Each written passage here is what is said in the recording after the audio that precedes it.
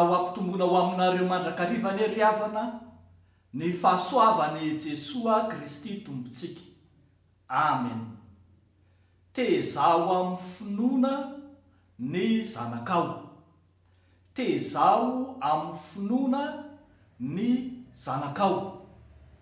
Ny Exodosy 2 ny andininy voalohany hatramin'ny andininy 10 mofinainantsika anio mampiseho sy mampianatra hoe tezao amin'ny finoana ny zanakao. Iray tamin'ireo perikopantsika tamin'ny alahady lasa teo ity mofinainantsika anio ity. Alahady lasa teo izay niombonana manerana ny samy FJKM itrotroana-bavaka ny sekoly FJKM, ary dia mifandray amin'izany indrindra ity mofinaina ity, miresaka ny fanabeazana, ny fampianarana ary ny fitezana ny zanaka. Tezao amin'ny finoana ny zanakao. Tarafina teo amin'ny izay nitezana any Mosesy zaza izany. Raha mijery isika riavako, hatramin'ny talohany naterahany Mosesy dia efa niaina tamin'ny finoana ireo ray aman-dreniny. Hitantsika eto ohatra eo amin'ny andininy voalohany fa olon'ny finoana nakavady olon'ny finoana no niteraka amin'ny Mosesy. Zao no voalaza. Ary nisy lehilahy anankiray avy tamin'ny mpianakavin'ny Levy lasa nakavady tamin'ny zanakavavin'ny Levy. Tena mazava zany. Ny Levita dia tsy nandeha naka olona hafa firenena ho vadiny. Ny olon'ny finoana dia tsy mandeha makavady any amin'ny olona tsy manana an'Andriamanitra, ka lasa sarotra ny fitezana ny zaza rehefa avy eo. Mety indrindra zany. Alohan'izay hiterahana dia samy mino no mifanambady mba hahatonga ny zanaka ho voataiza amin'ny finoana. Rehefa teraka i Mosesy zaza, hitantsika fa nisy ny famerana ny zaza ateraka tamin'izany mba ho zaza vavy ihany, fa ny zaza lahy ho finoana fa sao dia hanohitra ny Egyptianina. Kanefa rehefa teraka i Mosesy nafenina ary dia hita ny zanakavavin'ny Farao zany. Rehefa hita ny zanakavavin'ny Farao dia hitantsika eto fa mitohy hatrany ny fitezana izay nataony fianakaviany amin'ny maha Israelita azy.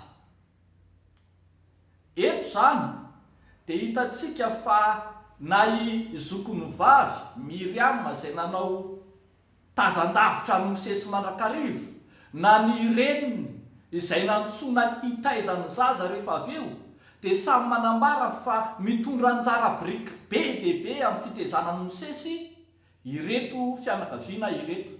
Zany hoe tena notohizana hatrany ny fitezanany zanany tamin'ny fomba sy tamin'ny finoana jiosy, tamin'ny fomba sy finoana amin'ny maha-olon'Andriamanitra azy. Iny fa na dia efa lasa ny zanakavavin'ny Farao aza izy. Zany hoe tokony ho tohizantsika mandrakariva ny fitezana amin'ny finoana ny zanakitsika, na dia efa lasa mila ravinahitra ry indraindray manko misy fotoana hoe lasa nandeha nandranto fianarana any ivelany, na lasa nandeha nakany an-drenivohitra hianatra, dia tsarovy fa anjarantsika hatrany no manohy ny fitezana amin'ny finoana kristianina azy ireny. Hitantsika fa rehefa tonga ny hoe hitedavana olona hitaiza i Mosesy, dia ny reniny ihany no nalainy ny Miriam ho eo anatrehany zanakavavin'ny Farao mba hitaiza azy. Dia hoy ny zanakavavin'ny Farao manao hoe eto ka tezao ity zaza ity fa izao handony karamanao. Ohatrany matsikaiky no hitatsika eto hoe ohatrany hoe mikaramaina zany ny reniny Mosesy hitaizany zanany. Fa ny zavatra lehibe ry havana eto dia ny hoe tokony hanana fotoana isika na tokony hamaritra apahany betsaka amin'ny momba antsika isika amin'ny fitezana ny zanantsika. Eto dia ambara ary fa sandaina arabola ny fitezana izay ataontsika amin'ny zanantsika.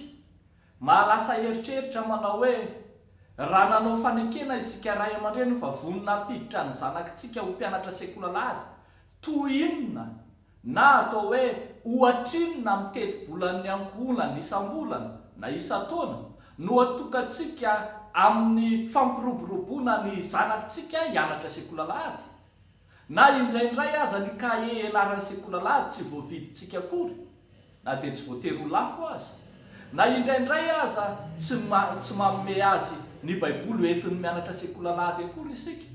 Eny fa na dia ny zavatra kely rakitra aza hoentiny any amin'ny sekolalady tsy ampitondraintsika azy.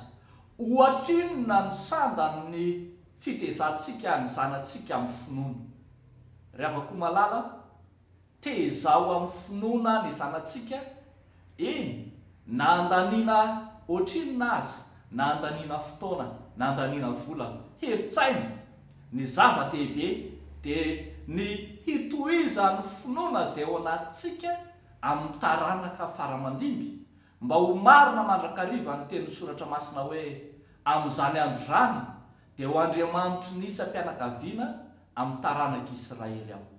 Dia ho an'Andriamanitra ny voninahitra, ho amintsika kosa ry havako ny fahasoavan'i Jesosy Tompo. Amen. Ivavaka isika. Misaotra anao izay Tompo nampahafantarinao ny lalana nizorana nitezana any Mosesy zaza fa izay hitanay ny herin'ny finoana, ny asan'ny finoana ary ny asanao Andriamanitra ao anatin'ny zanakao. Fantatray fa tsy mandao na mahafoy ianao, fa fantatray koa zao fa tao aminao zahay amin'ny fitezana sy ny fikolokoloana izay ho zanakay amin'ny finoananao. Tompo ny hitehirizana ny finoananao hatramin'ny taranaka mifandimby, izany no fanambonay eo anatrehanao. Apetrakay amin'ny anaran'i Jesosy Kristy.